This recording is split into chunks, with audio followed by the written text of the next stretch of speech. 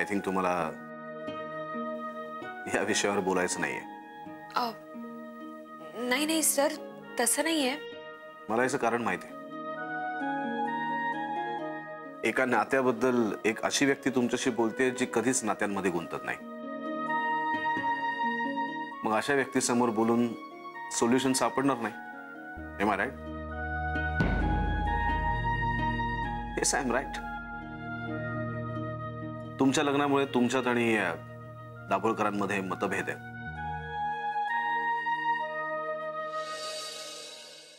पण तुम्ही कोणत्या कंडिशन मध्ये लग्न केलं, नेमकी त्याच माणसाची निवड का केली, तेव्हा परिस्थिती काय होती याचा विचार मी नाही करू शकत. कारण लग्नानंतर तुमच्या प्रायोरिटीज बदलू नयेत म्हणून माझ्या ऑफिसमध्ये लग्न न करण्याचाच नियम मी घातलाय. त्यामुळे मी या विषयात न पडलेलं जास्त बरं. पण हो, आयुष्य असो वा प्रोफेशन, आपली एखादी चूक सगळं काही बदलून टाकते. परिस्थिती आणि आजूबाजूची माणसं तीही बदलतात. एनिवे, मी आणखी एक नियम आजपासून पाळणार आहे. या विषयावर मी आता काही बोलणार नाही. सर, आय एम सॉरी, पण मला खरंच तसं काही म्हणायचं नव्हतं.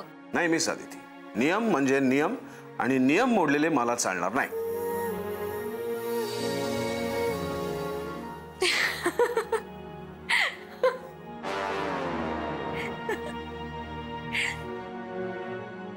काय असं काय झालं?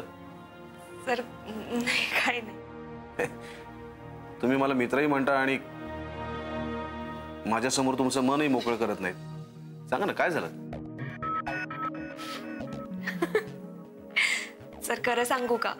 हां, तुम्ही आता म्हणालात ना, नियम म्हणजे नियम, आणि मला नियम मोडलेले अजिबात चालणार नाही.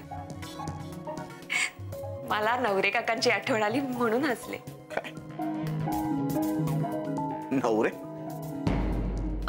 मी नवऱ्यांसारखं बोलतो असं म्हणायचं तुम्हाला? नाही नाही, मला तसं नव्हतं म्हणायचं. त्याचं कारण असं आहे की नवरे सतत समोर असतात ना, तसा हा परिणाम आहे.